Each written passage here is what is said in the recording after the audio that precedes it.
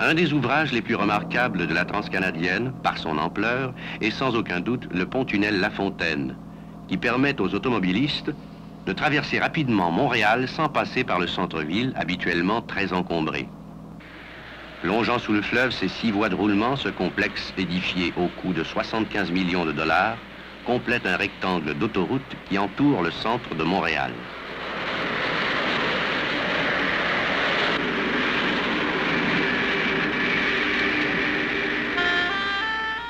Raccordées à la Transcanadienne, 3 autoroutes à péage partent de Montréal.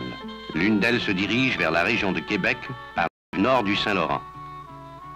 Cette dernière autoroute, parallèle en fait à la Transcanadienne dont le tracé suit l'autre rive du fleuve, est devenue nécessaire à cause d'une des particularités géographiques du Québec. En coupant le territoire en deux de l'est à l'ouest, le Saint-Laurent rend impérieux l'établissement de 2 réseaux routiers distincts de chaque côté du fleuve afin de desservir adéquatement les centres importants qui se sont développés sur l'une et l'autre rive. À mi-chemin entre Montréal et Québec, Trois-Rivières est l'articulation centrale de cette nouvelle autoroute.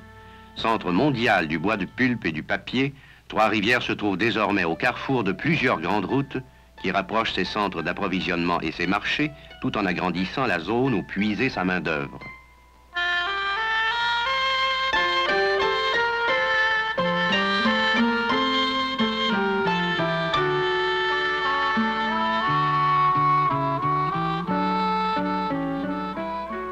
Le nouveau pont de Trois-Rivières, construit sur le Saint-Laurent, crée un lien vertical entre les 2 rives et dessert à la fois la Mauricie, le lac Saint-Jean, les Bois-Francs et les cantons de l'Est.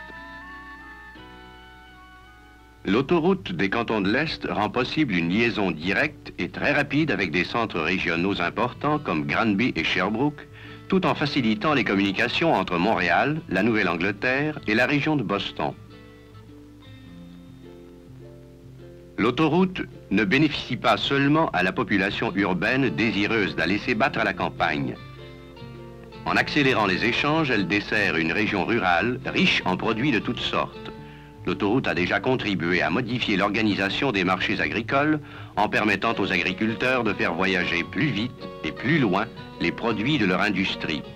Région de vergers, de cultures maraîchères et d'élevage, la vallée du Richelieu et les cantons de l'Est ne peuvent que profiter des débouchés nouveaux que leur offre un plus grand rayon d'action.